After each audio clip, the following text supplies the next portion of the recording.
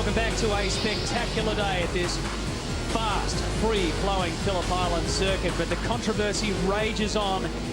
Just in that break that we had there's been all sorts of fallout from race one, and we've had a few changes on the positions of race one. Jason Bright was actually penalised for a speed violation in pit lane. Remember, they must go 40 kilometres per hour in pit lane. Well, Bright's been pinged, and he has now dropped down to fourth position. You can see a gap there as well. That is because Greg Murphy has had his race position for race one disqualified after that incident involving Jason Bargwanna. So this is the starting grid. Marcus Ambrose and Mark Skaife on the front. Todd Kelly is alone on row 2. Jason Bright moves to position number 5. David Bernard's there in 6th. Tony Longhurst in 7. Paul Radisich will start from 8. Then it's Stephen Johnson, John Bowe, Glenn Seaton and Cameron McConville.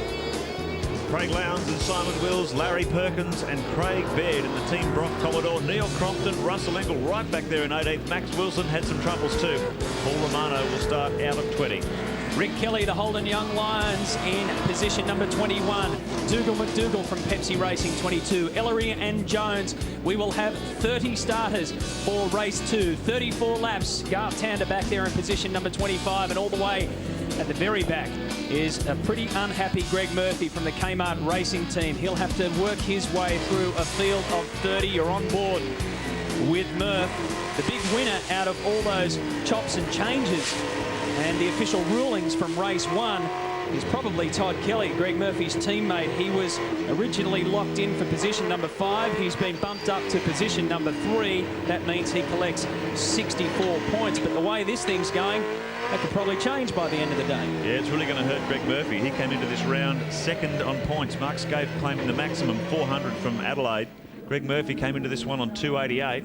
Excellent, strong finishing position, third in race one. Now that's been disallowed, and he also has to start from the back of the grid, so that's really hurt his championship chase early in the season.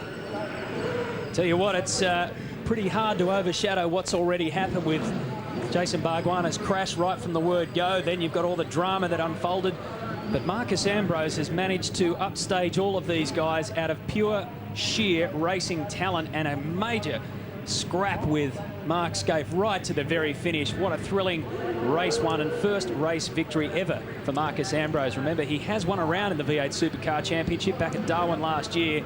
There's Bright and Bernard. David Bernard's had a pretty good weekend as well. The Stone Brothers Racing outfit has come to Phillip Island ready to put some points on the board. He's so cool in the cockpit. Says he enjoys the qualifying little session, the top 10 shootout, because it's one of the rare times you get to be in a V8 Supercar on the track all by your lonesome. There's a big hole there in position number 3 because Greg Murphy is now joining the tail of the field. 30 cars lining up, 34 laps to go in front of them. Hopefully we'll get a nice clean start. There's Murph on the left-hand side of your screen behind Jason Richards, who's patched up his car, a Team Kiwi car, after a shunt in race one. The revs are starting to build. The island is about to come alive again. 150 kilometres. It'll be a fight between Ford and Holden at the front. And Jason Bright has got the jump on Marcus Ambrose. Radisich ducked up the outside as well. Bright will lead him through to turn 1. That's Skaife instead. Mark Skaife, the Championship Series winner last year, and Todd Kelly slots into second position. So Skaife got a great start there. You can see Ambrose just smoking the bags up a little bit too much throttle. That's cost him heavily. He drops in behind Todd Kelly in the Kmart Commodore as well. So Ambrose back to third. First time around, Jason Bright, good start from the Holden Racing Team number 2. He got a good start as they sweep down now toward Honda turn. 200 kilometres an hour. Hard under brakes here. Hopefully a nice clean start this time around. Skaife leads it through. Then it was Kelly and Ambrose. Stuck on the outside of that turn is Craig Baird in the Team Brock car. Craig Lowndes in front of him in the 00 Motorsport. He finished 13th in race 1, qualified 13th. He'll be looking to make some more ground up in race 2 and collect some more vital points. At the moment, Mark Skaife charges out in front. Kelly's behind him. The 2 TWR cars have the jump on Marcus Ambrose. It's going to be interesting to see how Ambrose's car hangs in here. He did, in fact, have a deflating front right tyre. Jimmy Stone told me in the break. That was slowing them down too, but they have made some changes to the suspension. Look at this attack under brakes. Todd Kelly leaves the door slightly open. Marcus Ambrose tries to capitalise, has to duck back in line. Now he's got Jason Bright breathing down his neck. And the first of the Shell Fords in behind him. Jason Bright virtually appeared out of nowhere at the last stages of race 1 to all of a sudden catch both Mark Skaife and Marcus Ambrose. Told Greg Rust that it took a while for Jason Bright to work out the correct balance on the car. Once he did, he found the speed and started to mow them down through the field. So look out for Bright in race 2. At the moment, as they go past, it is Skaife, Kelly, Ambrose, Jason Bright and Paul Radisich in the top 5. David Bernard, Tony Longhurst, Steve Johnson, John Bow up in the top 10. Cameron McConville in the top 10 as well. We go on board with Marcus Ambrose, who's got jumped by Todd Kelly off the line. Did not take advantage of that pole position. He's really got to get his starts better. That's letting him down when they leave the line right up behind the Kmart Commodore. Through Honda turn, he has a slip up the inside. And he's going to be a little bit of fisticuffs here. 1, 2, 3 bumps. But Todd Kelly well positioned on the inside for Siberia. He takes that position back. Ambrose has another go. Right up alongside the B pillar of the Kmart Commodore. He goes out wide over the Rimmel strips. Up to 220 kilometres an hour. These two, Ford and Holden, door to door. 230 Ks side by side. Ambrose ducks in behind the Kmart car. And Jason Bright really starting to apply the blowtorch behind the Pertec Ford. Up over Lukey Heights they go. This will be interesting. Down hard on the brakes. It's only a short drop, but a very steep drop. Kelly maintains his position. Ambrose is right over the back of him, and Jason Bright has joined that fight as well. They're trying to catch Mark Skaife, who's out in front at the moment. He's already on Gardner Straight. That's where these guys are going now. Holden, Ford, Holden again, and one of the Valvoline cars. That's the Ultratune car of Paul Romano and also Rodney Forbes. That's a lot of impact around the back part of this circuit. Looks like he's stuck there, and they could bring out a safety car if they can't get those cars out of the way. They're vulnerable. Look at this attack now by Ambrose. He goes down the inside. We go back on board. The Pertec Ford, hard under brakes up to the southern loop. Ambrose is really putting some pressure here on Todd Kelly. Sneaks up the inside between the two apexes out of the southern hairpin, and he gets him. So Ambrose takes second place and sets his sights on Skaife. Oh, pit this lap, so there could be a safety car coming out soon. As a result, probably, of that Romano-Forbes crash, so Marcus Ambrose made his intentions very clear and very early on Todd Kelly. Picked him up at the exit of turn 2. Hear the safety car. Well, there's the safety car out.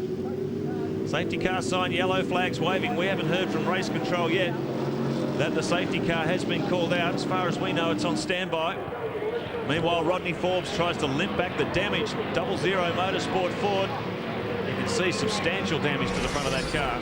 This is the incident between Forbes and Romano. Forbes stuck on the inside, pushes Romano out of the way. Stephen Ellery managed to escape all that trouble there, but look at the damage to the front left. The 00 Falcon. Well, we can confirm that the safety car is coming out onto the circuit now.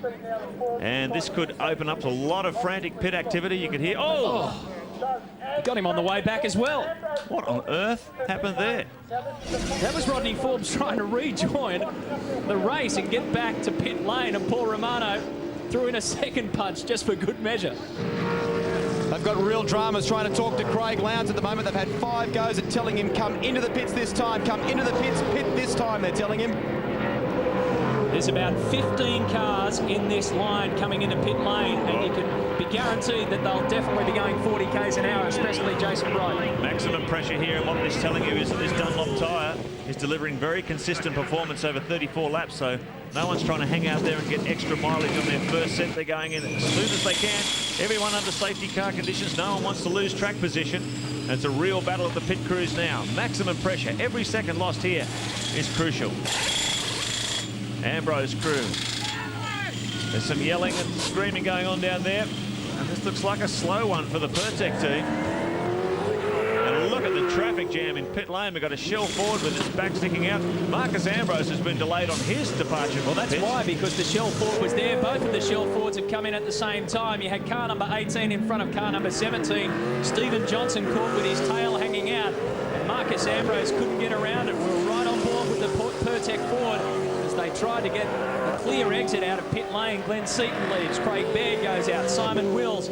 Then Brad Jones, Rick Kelly joins the fight as well and slots in front of Paul Wheel, and David Bernard heads out. Tell you what, Craig Lowndes did very well out of that stop. He's emerged behind Todd Kelly, just behind Marcus Ambrose.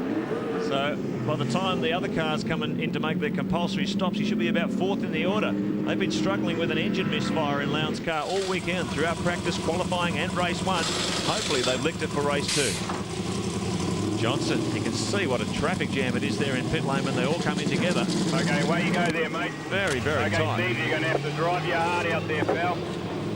Pretty clear instructions, drive your heart out. Marcus Ambrose has already done it in race 1. He'll be doing it in race 2. We're under safety car conditions. 31 laps to go. Come back and join us as the V8 Supercar Championship continues from Phillip Island. This is your home of motorsport, Network 10.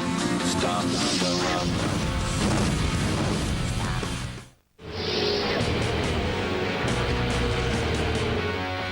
Here we go again, ready for a restart in race 2 on the road. Jason Bright is the leader at the moment. John Bowers behind him. Max Wilson's behind him. Then it's Tander, Perkins, Murphy and Scaife. And Garth Tander cuts across through to turn 1. See Murphy just sneaking the nose of the Kmart Commodore down the inside in turn 1. Pulled it out right at the last minute. Max Wilson sweeping across to take his line. And the field's back underway.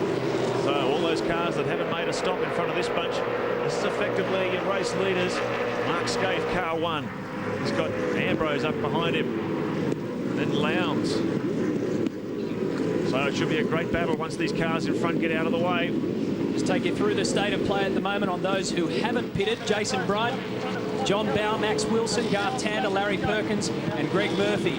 The top 6, in fact, have not pitted at the moment. So Mark Scaife, in position 7 on the list, is in fact probably your race leader once it all settles down. And we understand word from pit lane is that Jason Bright could be in a bit more trouble.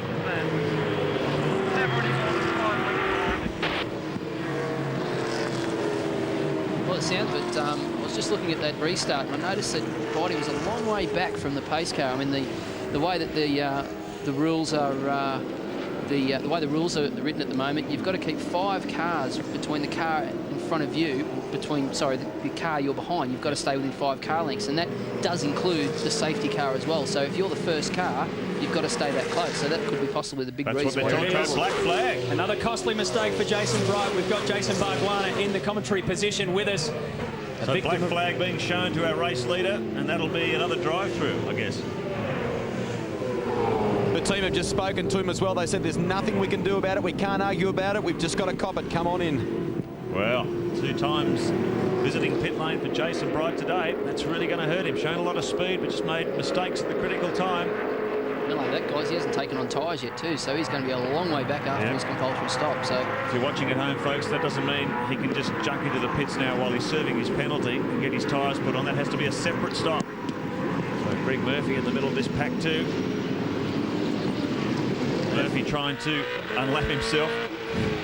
He will be, because when he comes into the pits, he's going to lose a lot of time if they have to come under green flag. Keep in mind, Murphy is the last of the cars in the queue yet to make his compulsory stop. The order at the moment is Bright, Bow, Tander, Wilson, Murphy, Scaife, and this is the in-car shot from Scaife, is the first car to have made his compulsory stop. So he will be effectively a race leader once these cars in front peel off. What about the race we've got on our hands? We'll have Scaife in front, Ambrose right behind him, and then Todd Kelly behind them as well. And joining that little queue at the front will be Craig Lowndes in the 00 Motorsports. So once these cars in front of Mark Scaife peel off and head into the pits, we're ready for another, well, full fist battle, I'd say. They just didn't stop throwing punches at each other. The speed on the screen is Mark Scaife's car. See Jason Bright just peeling off down pit road there to serve his penalty in pit lane. So that's really going to hurt him. He hasn't even emerged through there yet. So slow is that speed, 40 kilometres. Look at this attack now by Marcus Ambrose, breathing heavily on Scaife.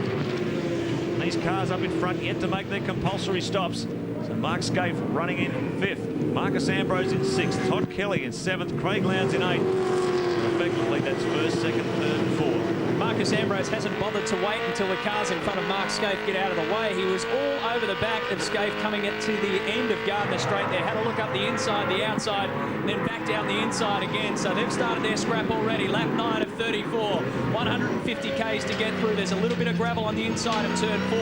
Honda corner. You're looking out the back of Scaife's car, right up the nose of Marcus Ambrose. Marcus Ambrose was the defender in race 1. Now he's the pursuer. Applying pressure to the back of the Holden Racing Team Commodore of Mark Scaife as they come out of Siberia, head up toward the Hayshed, 220 kilometres an hour. Dauntingly fast racetrack, Phillip Island, 4.4 kilometres. Very, very fast bitumen. The Stone Brothers team made some adjustments to the Pertec Ford in the brake to make the car a little bit more kind to the tyres over a 34-lap race distance. And Ambrose certainly seems to be matching the speed of Scaife at this stage. It's been a tough day for the 00 Motorsport team. We understand that Craig Lowndes still has a small misfire, and Rodney Forbes, you're out of it. Tell us what happened. Yeah, Greg, I just caught a rear brake going into 4 there, and it spat me off onto the grass.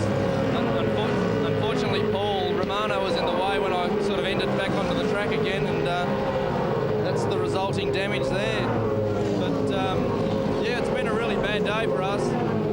We had caught up in the first incident on the first race, but then Paul Romano was obviously a little upset and just absolutely drilled me when I'm limping back to the pits. Luck, mate. Yeah, thank you. Yeah, it was an odd incident, that. I'm sure the stewards will be having a look at that one too. Meanwhile, back at the front, there's John Bowell, race leader. Tander in second, Wilson in third, Murphy in fourth. And look at this scrap here. Scaife and Ambrose, Holden and Ford. It's been on all day. Just have a look down at the PlayStation 2 race score. That blue score with T shows the cars that have made their compulsory tyre stop. So Larry Perkins in 9th position is yet to come in. Longhurst, Radisich and Cameron McConville all have, so too have positions 13 right down to 18, which is David Bernard. He's come in for his tyre. Paul Wheel, as we mentioned, has a brand new car here, a new paint job as well.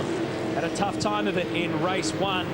All the way back down to Romano, who's out. His car was pulled off the circuit onto a back of a truck, and that's the end of his race for the day. But at the moment, you're on board with Marcus Ambrose, the winner of race 1. He staged a pretty good battle. Let's have a look at this Dunlop telemetry as he comes around the very, very quick part of the circuit. This is the sweeping left-hander that takes it back up. We'll stick on board and do an entire lap if we can with Marcus Ambrose. One of the fastest circuits you'll find here. This is Gardner Straight. Take a look at the gears. Right up to 5th and 6th. He's pushing up to 277 kilometres per hour. A wickedly fast turn 1.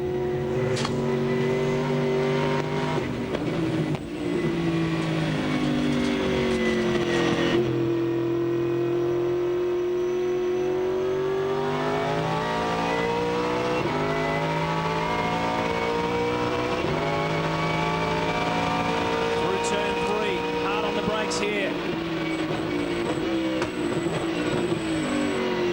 Short right-hander. That's Honda corner.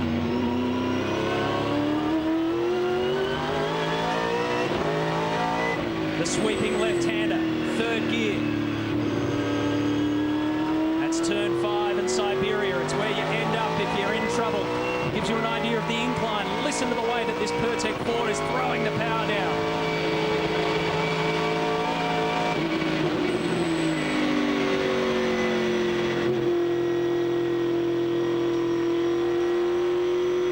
Over Lukey Heights they go. Hard on the brakes again for MG.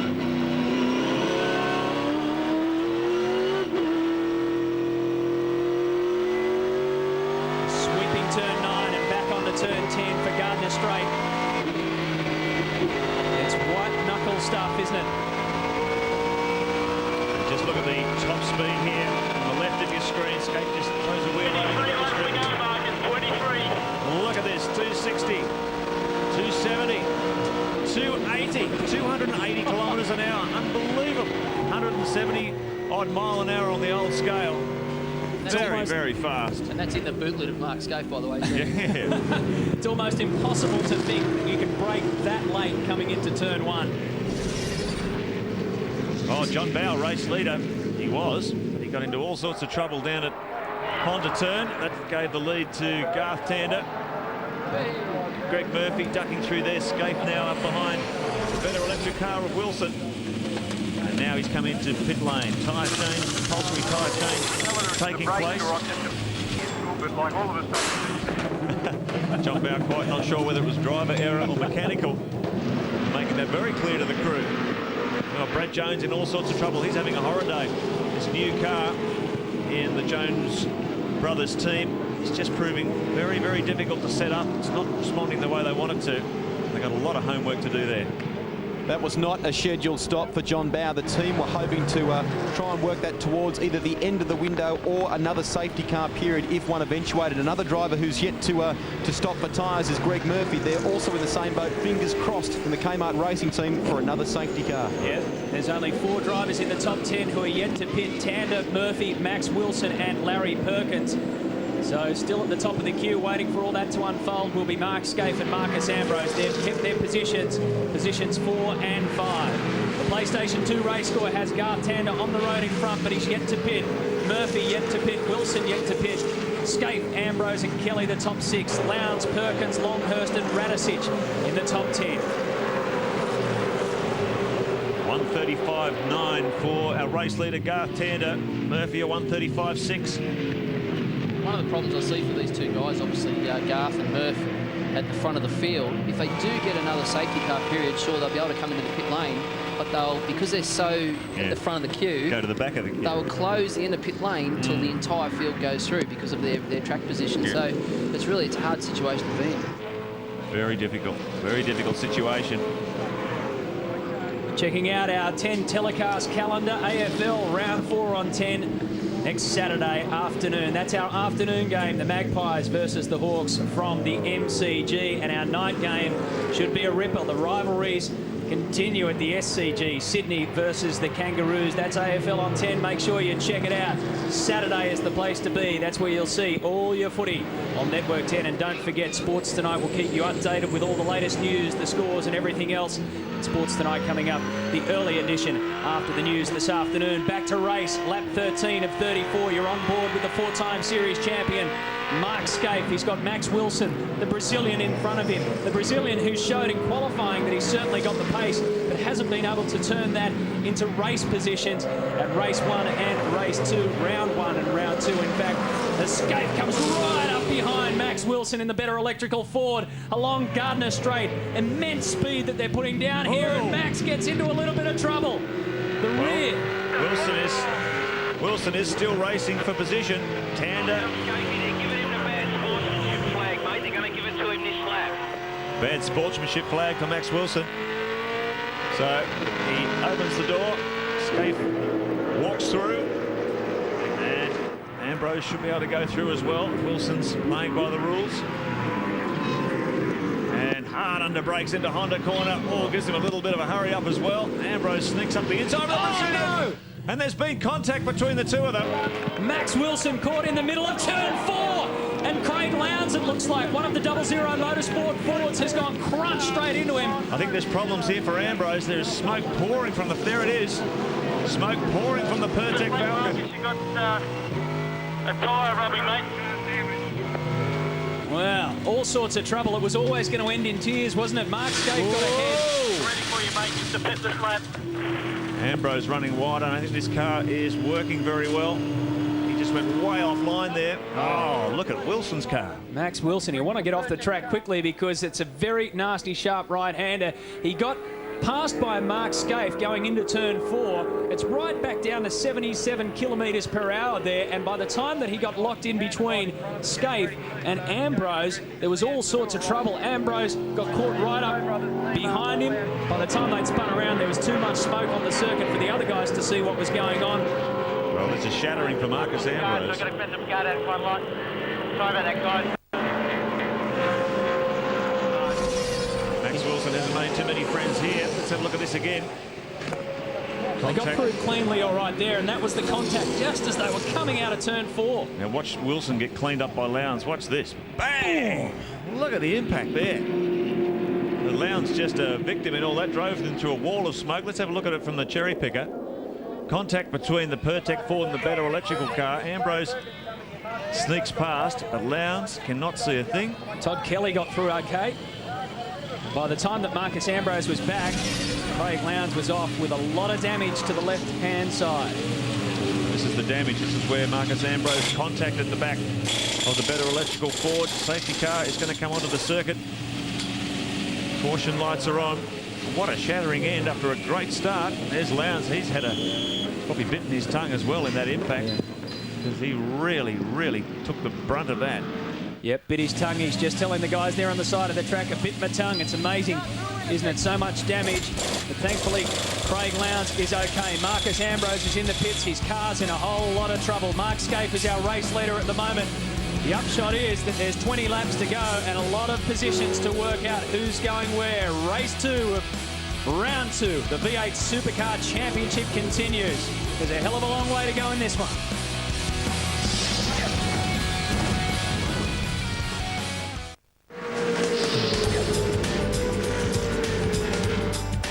At the halfway mark of race 2 in round 2, we've got another restart, and Mark Skaife leads him out with Todd Kelly and Paul Radisich, but major drama for Marcus Ambrose. The winner of race 1 is out of race 2 at the moment. As a result of that damage between the crash involving him and Max Wilson, Wilson is gone, Craig Lowndes is also gone, and Marcus Ambrose is still stuck in pit lane. That's the end of his day. No power steering in that car. He tried to restart while we were in the break, and unfortunately they wouldn't let him go. Got to the end of pit lane, and officials said, "You're not going anywhere." They've had to push him back. So 100 points from race 1 for Marcus Ambrose, 0 points for race 2. Yeah, what a sad end. They really put the pressure on Holden Racing Team in race 1. They let off the hook a bit in race 2. Apparently he popped a seal out of the steering rack as a result of that incident, and the car wouldn't hold hydraulic fluid. Let's have a look at the incident again, and this is the impact that did all the damage. Look at that, doesn't look that heavy, but it's enough to do the damage to the steering rack that's put him out of the race. Max Wilson, look at Lowndes, he's got nowhere to go. Crunch.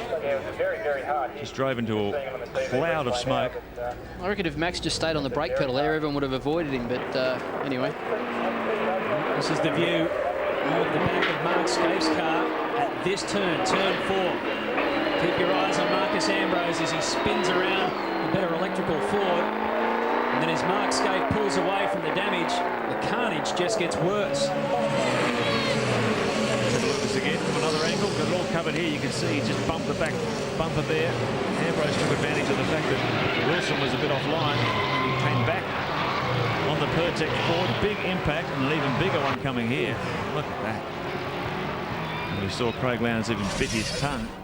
So hard was the impact. Now Mark Skaife is not under the sort of pressure he had in race 1, and he's starting to pump it out at 1:35.79. His first flying lap, 19 of 34. He's got Todd Kelly in the Kmart Racing Commodore up behind him. He poses the closest threat at the moment.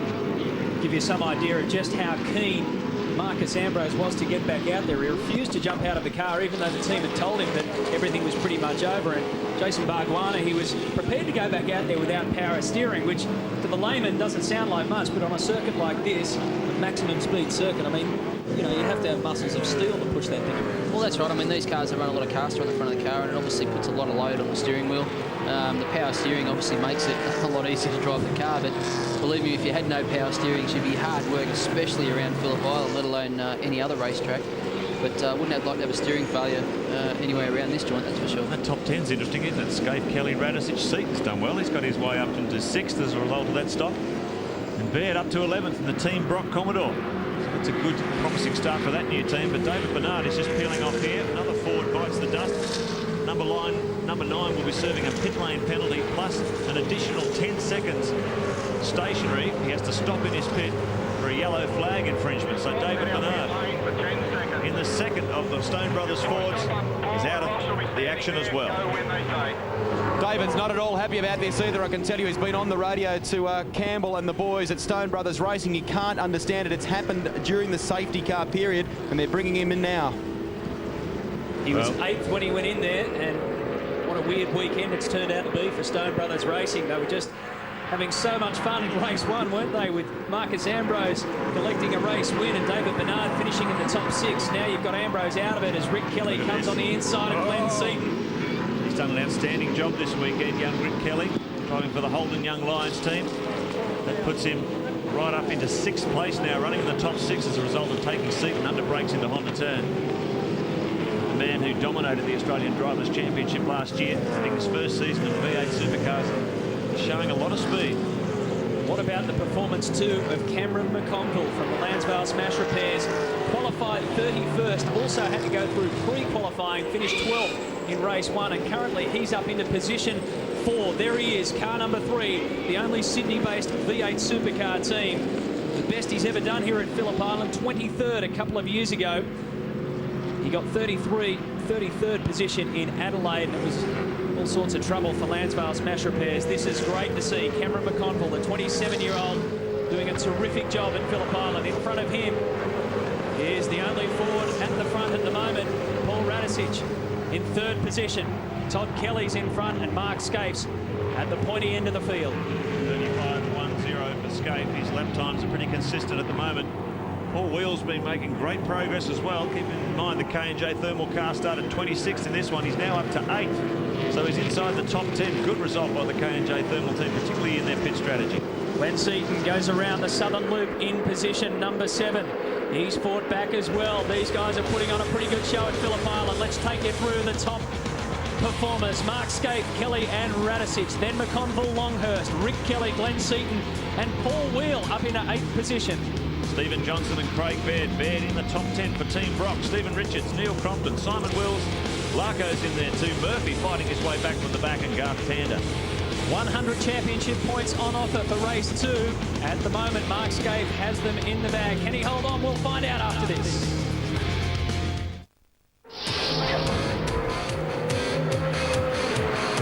Once again, he's got a grip on another round victory. Mark Scape looks as though he's got a stranglehold on this round at Phillip Island. Lap 30 of 34. The HRT Commodore, the #1 driver, currently leads them. He's got Todd Kelly behind him. Paul Radicic in position number 3. Cameron McConville is in 4th. Rick Kelly is in 5th. Longhurst 6th. Seaton 7th. Paul Wheel 8th. You've got Garth Tander in 9th and Stephen Johnson in 10th position. But right now, 4-time series champ is once again doing the business out in front in clear road. Carbon copy of last year, really, isn't it? A point situation, coming out really hard.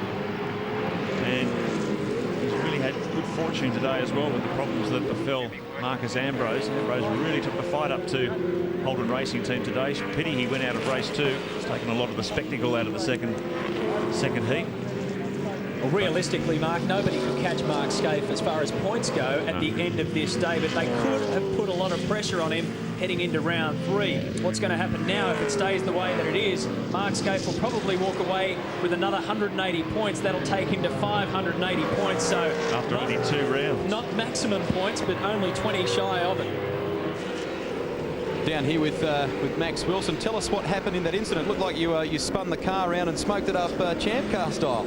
No, really, I mean, that was after the accident. Actually, what happened was Scape overtook me. We don't turn before, and I was right behind him, and Ambrose was right behind me. And then, you know, on the hairpin, I was behind Scape, and when I was inside the turn already, Ambrose just came and hit me on my door, and he spun me off. And it was really stupid of him because, you know, my race is done, and his race is done. You know, I'm surprised as a guy that has been around for such a long time can do such a stupid thing as he did. But, you know, still a long way to go, and I'll be here, and better days are going to come for us. Hey, keep smiling, mate. It'll happen. Don't worry. No worries. Well, he's a crowd favourite. There's no doubt about that, Max Wilson. You heard Rusty talk about champ cars. Well, the Kart World Series moves along to round 2. That's tomorrow night after sports tonight. Jimmy Vasser has pole position. Cristiano D'Amato, the winner of round 1 in Monterey, is actually on a 3-race winning streak, a carryover from last season. Can he make it 4 straight? And of course, round 3 of the V8 Supercars. Sunday, the 26th of April. Check your local guides for the times there. It's a hell of a weekend. We've got a twilight race and then 2 races on the Sunday. So the twilight race on the Saturday night. And log on to www.rpmlive.tv. Billy Woods will take you through everything that's been happening in motorsport and that's coming up. It's also a very good place to check out your telecast times if you've got any questions about your local guide. You're taking a look at Cameron McConville as he brings it up over Lukey Heights. In front of him is Paul Radicic. Got it a little bit loose as he bear down hard on the brakes. It's an incredible turn, that one. You're coming over there, you feel as though you're going to take off into the sky, and then before you know it, the thing's sticking to the floor and you're jumping on the brakes. Feels like your head's going to go through the windscreen. The PlayStation 2 race score has Mark Scape 5.6 seconds clear of Todd Kelly. Paul Radisich in third. That's the battle we're looking at now between him and Cameron McConville. Kelly and then Longhurst. You've got Seaton in seventh, Tander in eighth. Paul Wheel looking at a top 10 position in his brand new Ford Falcon. Jason Richards has rejoined the fight on your screen in the Team Kiwi car. Yeah, it's great to see Cameron McConville in such a competitive situation, the Lansvale Racing team. And this man too, Rick Kelly, boy, isn't he making an impression early in his V8 Supercar career. He's running in 5th position. Really enjoying his time in V8 Supercars. There's big raps on this man from the Holden Racing team operation. Second of the Kelly boys to join the Holden Racing team stable. His brother Todd, of course, driving for the Kmart team, which all comes under that TWR Australia umbrella. And Rick showing all the potential. Needs some for a big future in V8s. Just hope we need another Kelly. The Kelly gang. Look at this group. Longhurst, Tander and Seaton. 2 Bathurst winners in there, and one who would certainly love to get a Bathurst belt championship under his belt. So car number 66, 34 and 5th. It's position 6th through to 8th. And a good turnaround for Glenn Seaton as well. He's certainly hasn't had it all his own way after that sizable shunt at Adelaide. Tander comes through on the inside and gets hold of Tony Longhurst. Glenn Seaton racing in an old car. The car that he smashed to smithereens at the Clipsal 500 was slowly and surely being pieced back together. So he's gone back to the car that he had pre-Bathurst in 2001. Yeah, it's been tough for Glenn Seaton going back to a single car operation. Anyone with a 2-car team will tell you when you go testing, and they're very restricted in the number of test days they've got. A single car operation is very much restricted compared to a 2-car, because 2-car team, you can virtually double the amount of testing data you get through. When you're all alone with one car, your work rate on a single day of testing is hard. Here's Jason Bright, best time 1:34.87, and that's the fastest lap of the race so far. Bright fighting his way back up into the top 10 after serving that penalty early. He's now up to 9th. Stephen Johnson in 10th. Car 17, so there's 2 Shell Fords in the top 10. And their attitude is, well, we may not have the car dialed in as well as we like, but we've just got to get out there and get as many points as we can. Paul Wheel doing well in 11th. They did a good pit stop strategy to jump him up the queue. And look at this, Team Brock. New arrival, unveiled at Adelaide. And they're doing a very good job early in the piece. They've got one of the most talented engineers in the country behind this team, Ron Harrop, the man who really turned Holden Racing team's fortunes around in the mid-90s when they really were the butt of a lot of jokes back then. Ron got a hold of them, gave us some real engineering direction and discipline and got them pointed in the right direction. Now he's on board with Team Brock. You'd have to say, Jason Bargwanna, that's a pretty ominous sign. He is a very talented engineer. Well, I mean, you see in Australian touring car racing over the years, there's been some prominent names, and certainly Brock is without a doubt one of them, but you've got to put the name Harrop behind that as well. So, I mean, that combination, as well as the team, Rod Nash, who owns most of that team there, obviously, as well. I would expect to see them do quite well over the next 12 months and be a strong force over the next few years. Mark Scaife, race leader. It's out to 7 seconds now. The lead over Todd Kelly. He's doing it easy. 1:35.10, his fastest lap from this race, but he's been consistently in the 1:35s. So this car obviously using its tyres very well. Just looking at the times there, guys. I mean, Garth's done a 35.9, which is the only other car out in the field, apart from the 2 red HRT cars in the 35s. I mean, the guys have been working very hard to try and get a good setup. It appears it's obviously not working too bad at the moment. He's moved all the way up to 6th position, so it proves that these Holden Racing Team cars aren't invincible. We'll keep working away at it, and I'm sure that Marcus Ambrose has proved today, as well as what we're trying to do, that we can actually beat these guys. So it won't be long, and hopefully we can have some different winners all the time and make it a lot more interesting. Certainly a lot of optimism out there when you walk up and down pit lane. I mean, a lot of people are screaming about the Holden Racing Team domination, but you talk to the blokes in the garage, they say, well, no, we'll get them. They're pretty determined. Well, there's no doubt, and they're probably the most organised at the start of the year, and it shows at the moment. Real impressive drive today. Take a look at this. Mark Scaife wins race 2 and round 2 at Phillip Island. He was so far ahead of the field in race 2. So Mark Scaife in car number 1 comes across first. Todd Kelly will take 2nd position in race 2 and also 2nd position overall, and Paul Radisich is the first of the Ford Falcons. A great finish from Cameron McConville. He finishes in 4th position. You've got Rick Kelly, Garth Tander, Tony Longhurst coming across. Glenn Seaton has muscled his way all the way up into 8th position after qualifying for this event in 27th. Jeff Breck from HRT celebrates another victory for Mark Scaife. Had a chat to him before this race, asked him just how do you learn how to drive around a circuit like this, which is so fast. He said he used to sit up on the hills at Lukey and watch Jim Richards come flying through, and that's how he learned. He had a stopwatch in one hand, and he had his hand over his mouth as Richards went flying across the top around the back. Well, he's learnt well. The defending champion, series champion, and defending champion here at Phillip Island has done it again. The Shell Helix race score for race 2 has Scaife, Kelly and Radicic filling out the top 3 positions. What a performance from Cameron McConville. Kelly, Tander, Longhurst and Seaton make it the top 8. We'll go through the board for you. Jason Bright had his troubles in pit lane. Stephen Johnson finishes 10th. Paul Wheel in 11th position. Craig Baird in 12th. Neil Crompton, the only one of the 00 Motorsport Ford Falcons to survive this weekend, in 13th. Perkins and Ingle, the Castrol Commodores, 14th and 15th. Greg Murphy started this race in 30th. He worked up to 17th position. We'll wrap it all up for you on the other side of this break.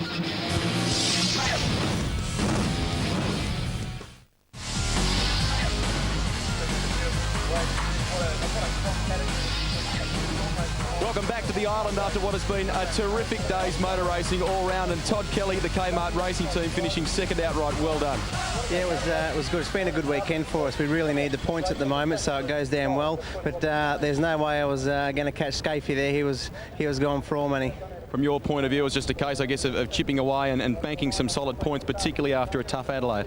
Yeah, well, the car's actually come a long way since Adelaide. We've learned a lot with the shocks and everything, so we're sort of halfway back to where we should be, and we can only go forwards from here. Keep it going, Toddler. Best of luck at Eastern Creek. Thank you. There he is, the winner on the day, though. It was an action-packed opening race, and he did so well in the second race. Congratulations, Mark Scaife. Thanks, Rusty. I mean, it was a very, very tough race, that last race. I mean, the first race was a tough race also, but when we decided to come in with the safety car and we were on tyres, then we had to do over 30 laps, and I couldn't use them that hard when I was trying to get past Murphy and Max Wilson, and Ambrose was certainly making it tough. So it was a really intense battle. Now everyone's had a decent go on dry tyres here at Phillip Island, a tough place on them. How have they stood up to the challenge, do you think? Well, I think they've stood up pretty well. I mean, they dropped time like any tyre would around here. It's a very, very fast circuit. It's the hardest place in Australia, and I think they've done an admirable job. We've been to low-level grip places like Adelaide. We've been to Malala. We've been to Phillip Island. It's been a great test, and so far up to scratch. More valuable points for the championship, mate. You drove well today. Awesome. Thank you. Well done.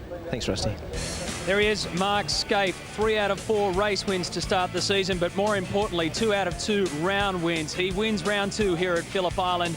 Todd Kelly second. Paul Radicic and Marcus Ambrose actually finished on equal points in 3rd and 4th.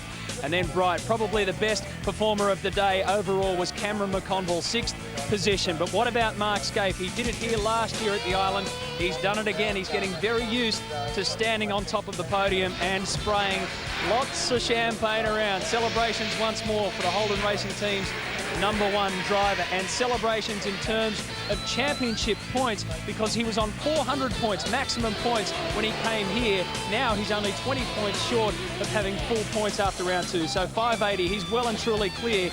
In fact, he's 276 clear of the next contender. There's only 240 points up for grabs at the next round of the V8 Supercar Championship. Garth Tander, Todd Kelly, Stephen Richards is the best performed. In fact, Craig Lowndes is the best performed Ford in 6th position overall. When we came to the island, the big question was, could Mark Scaife and HRT be caught and then beaten? Well, we know the answer to that one at the moment, Barry Sheen.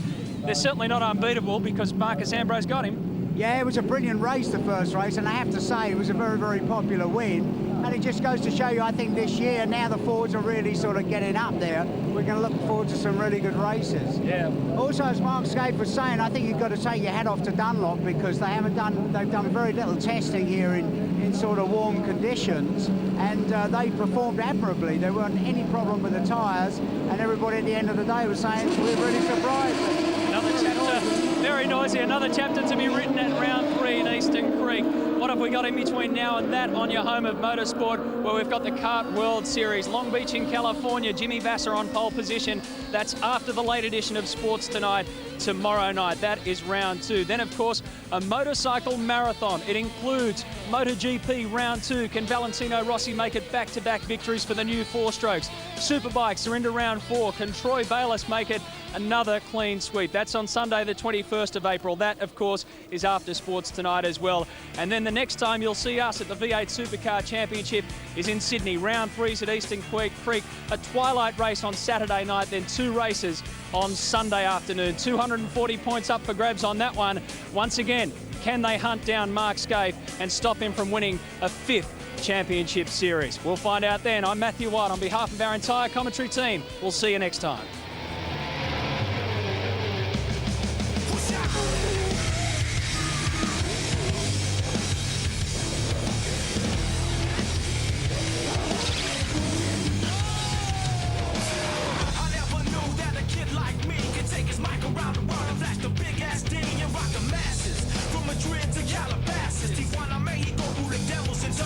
Say they know me though, cause I'll be putting in work, commit my life to reverse, well respected, cause that's my word.